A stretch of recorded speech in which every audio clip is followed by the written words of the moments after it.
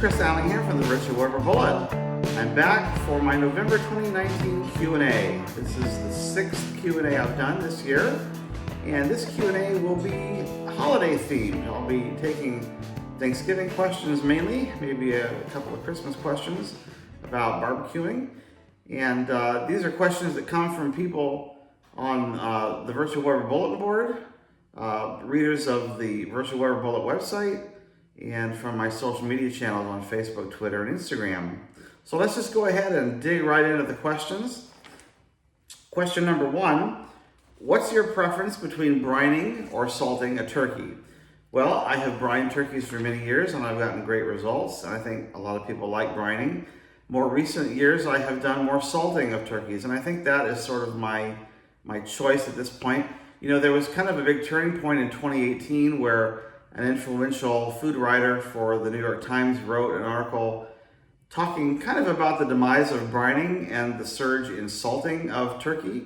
And that got a lot of people questioning what they're doing when it comes to brining, and caused people to try salting more often. And I think salting is sort of on the ascendancy. Brining may be a bit on the decline, although there are many people who love their brine recipes and it's a real big part of their Thanksgiving and Christmas tradition. So, do what you do in terms of what you like to do. For me personally, these days, I think I'm more into salting than I am into brining. Question number two, should I brine a butterball turkey? Well, personally, I don't think you should brine a butterball turkey because it's already been injected. Having said that, there are a lot of people that do brine butterball turkeys and they like it very much. You know, it's not as if a butterball has exactly been brined. It's been injected in a few spots with a solution. It's not as if that solution, travels to every corner of a turkey. So there is room for some uptake of brine when you brine a butterball turkey, although not as much as if you're using a natural turkey that is unbrined. So for the best brining results, you really should use an uninjected, unenhanced turkey. But you can, in fact, brine a butterball turkey. Just don't expect it to take up as much brine solution or flavor as a regular unenhanced turkey would. Question number three, what's your favorite turkey brine recipe? Well, my all-time favorite is the apple brine turkey recipe. It's not only my favorite, but I think it's the favorite of most readers of the Virtual Weber Bullet website. I will put the link up here on the screen. We'll put it down in the description of the video. It's an old recipe that goes way back to Weber's newsletter. Back in the days before they had a big web presence, they actually sent out a newsletter to customers, and this apple brined turkey recipe appeared in their newsletter one year. I picked it up and photographed the process and published it, and a lot of people like it very much, and it is their go-to brine recipe every Thanksgiving. So we'll put that link up here. You can check it out for yourself if you've not done it. No matter what you think about brining, it is a fun recipe to do. It uses apple juice, it uses oranges and other spices and ginger and things that are fun to work with. They smell great. Some of those flavors are carried into the turkey because they're water soluble. Some of those flavors are not carried into the turkey, but they coat the outside and do flavor from that perspective. It smells great, it looks great. A lot of people think it tastes great, and with a little touch of apple smokewood or cherry smokewood, you end up with a nice result. So check out the apple brine turkey recipe if you've not ever done so. Question number four, do you have any food safety tips for barbecuing turkey? I'm in charge of the Thanksgiving turkey this year and don't want to make anyone sick. Well, no, you do not want to make anyone sick. So, several tips here. First of all, allow plenty of time to thaw your turkey in the refrigerator. The rule of thumb is you want to allow 1 day of thawing for every 5 pounds of meat. You can also thaw your turkey in a large container with cold water or in the kitchen sink, as long as you change that water very frequently. You'll find some other methods for how to thaw turkey in the turkey preparation article that I've written. We'll put the link up on the screen. Go down to the thawing section and you'll get some more tips on how to thaw turkey. If you're brining turkey, you want to make sure that brine solution stays at 40 degrees Fahrenheit or below for food safety reasons. If you intend to stuff a turkey, I'm going to cover that in just a minute, so hold that thought for just a moment. In terms of finished cooking temperatures, I like to cook turkey to 160 to 165 in the breast, 170 to 175 in the thigh. Again, there are other thoughts about these finished temperatures. Again, in the turkey preparation article, if you go down to the cooking times and temperatures section, you will see a couple of different recommendations from different authorities on the subject. Personally, I feel like if you cook a turkey breast to 160, a thigh to 170 to 175, whether you brine it or not, you'll never have a dry turkey. After you cook the turkey, let it rest for 30 minutes uncovered on the counter, then go ahead and carve it. And then you want to promptly refrigerate your leftovers. You want to keep the turkey out of that 40 degree to 140 degree danger zone. You don't want to be in that zone for more than 2 hours. So, I'm not asking you to eat your dinner quickly, but just be expeditious about getting any leftovers back into the fridge. And you want your fridge to be maintained at 37 degrees or less. And those are the main thoughts I have about food safety when it comes to turkey for Thanksgiving. Okay, question 5, back to that question of stuffing. What's the deal with stuffing in turkey? I've always done it, no one ever got sick. Well, that's good. Maybe you've been lucky. Most food safety authorities suggest that you cook your stuffing really more as a dressing on the stovetop or in the oven, and don't put it inside the cavity of the turkey. The problem with that is that you do need to get the stuffing up to 165 degrees Fahrenheit in order to be food safe. Sometimes in order to achieve that inside the turkey, you end up overcooking the turkey itself. You get the breast meat and you get the thigh meat way higher than this 160 to 165 that I suggested, 170 to 175 in the thigh. You get those numbers much higher in order to get the stuffing in the middle of the turkey to 165. So I personally would not cook it inside the turkey. If you want to do that though, one of the interesting techniques is to give the stuffing a head start.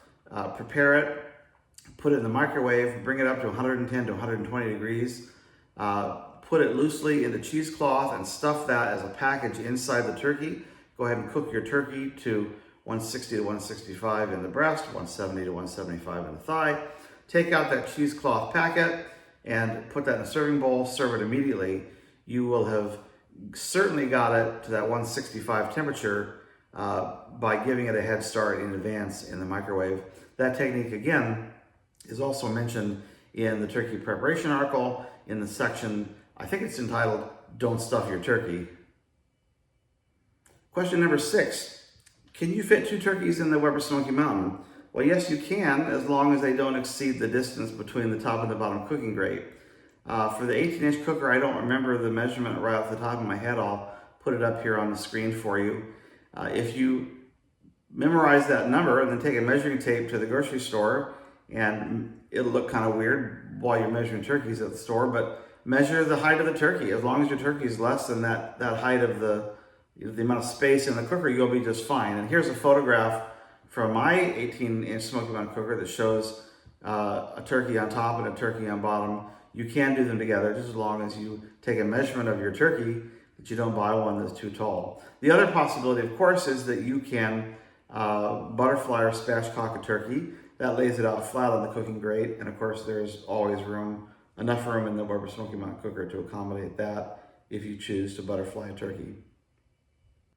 Question 7, should I cook my turkey whole or spatchcocked?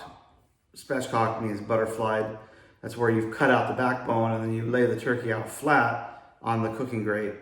Whole turkey makes for a better presentation at the table.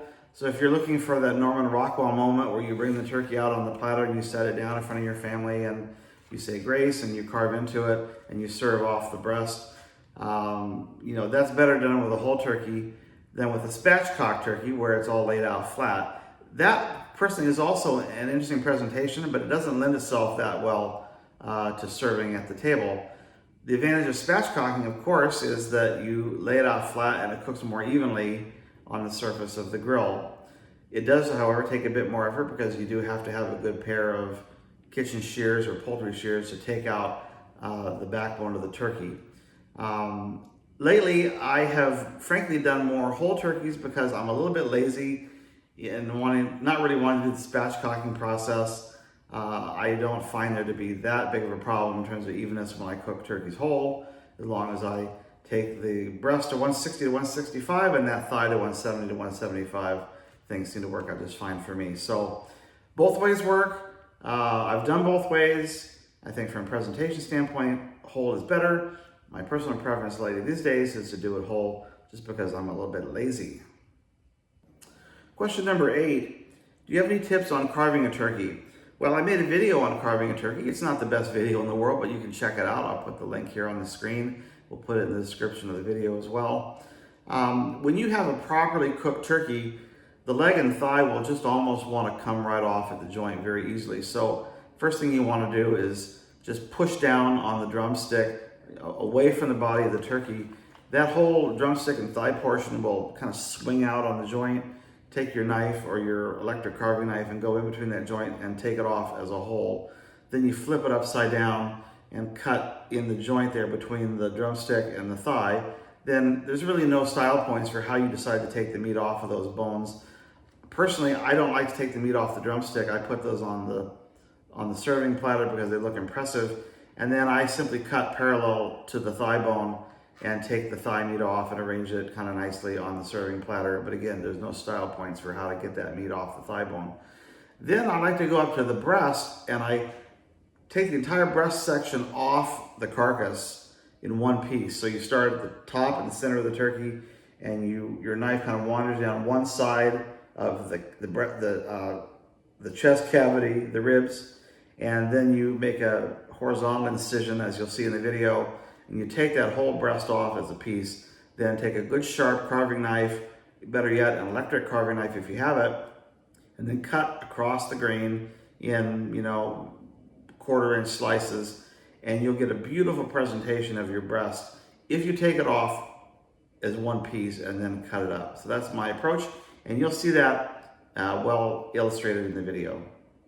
Okay, question 9. Enough about turkey and Thanksgiving. Should I cook a rib roast with the bones cut off and tied back on, or with the bones intact?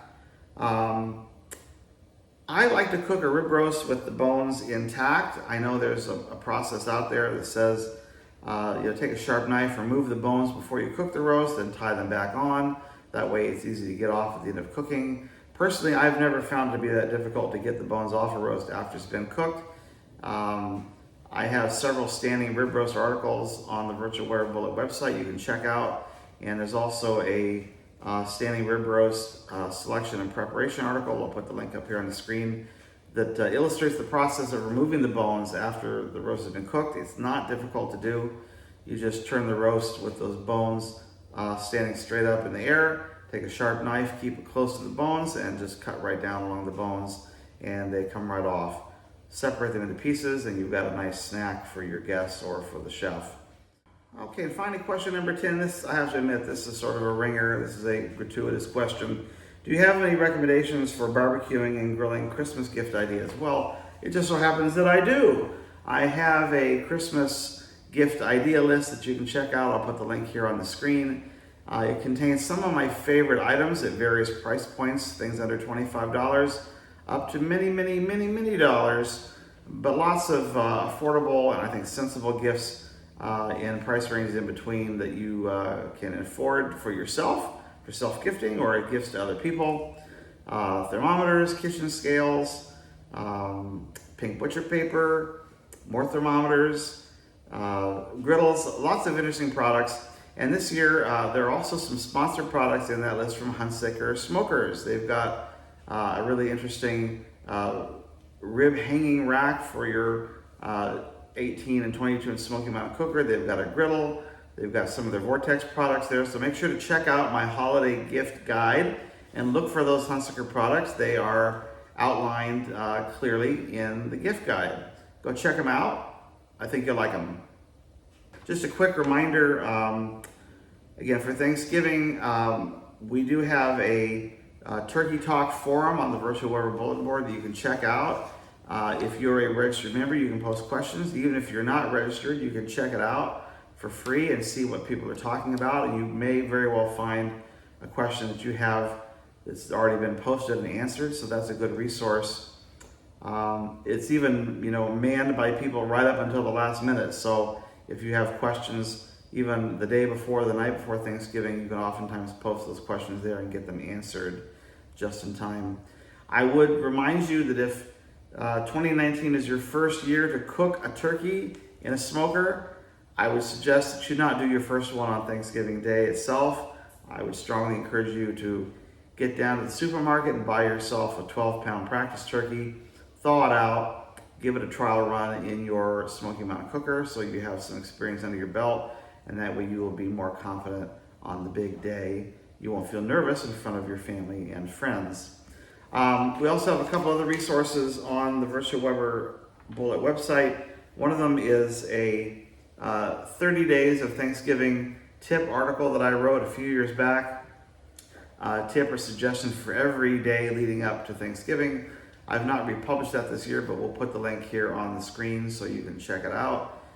There's some interesting tips. Some of them I covered here today, but some of them are things that I hope, also find interesting. So check out that article. And finally, a few years ago, I did a Twitter event with Kevin Coleman from Weber. He's their head grill master.